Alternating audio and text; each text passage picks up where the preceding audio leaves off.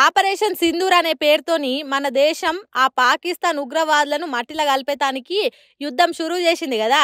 దాని మీద మాజీ సీఎం కేసీఆర్ మాట్లాడుకుంటా మన సైన్యం చూపెడుతున్న ధైర్యానికి నేను గర్వపడుతున్నా.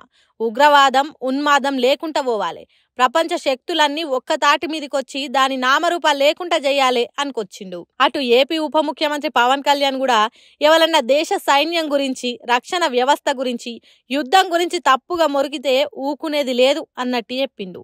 ఇదే ముచ్చట మీద హైదరాబాద్లో ఉన్న గోషామహల్ ఎమ్మెల్యే రాజాసింగ్ మాట్లాడుకుంటా ఇదే మంచి అదును, యుద్ధం చేసి పాకిస్తాన్ దేశాన్ని జల్లెడబట్టినట్టు చేసి ఉగ్రవాది అనేటోడే లేకుండా చెయ్యుండ్రి అని మోడీని కోరిండు.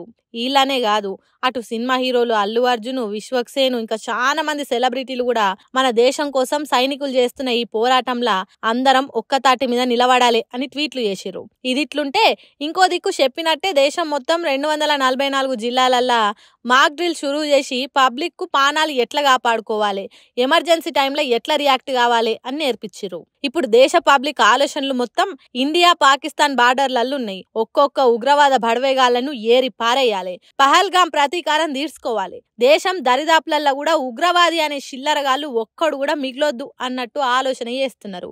ఆ తీరుగానే దేశ ప్రజలైన మనమంతా భారత మాత కోసం నిలబడాలి. ఆ పాకిస్తాన్ ఉగ్రవాద కొడుకులకు మన గడ్డ మీద అడుగు పెట్టాలనంటేనే వణుకు ఉట్టేటట్టు చేయాలి. ఏమంటారు? అందరు చెప్పుర్రి. జై హింద్, జై భారత్, భారత్ మాతాకి జై.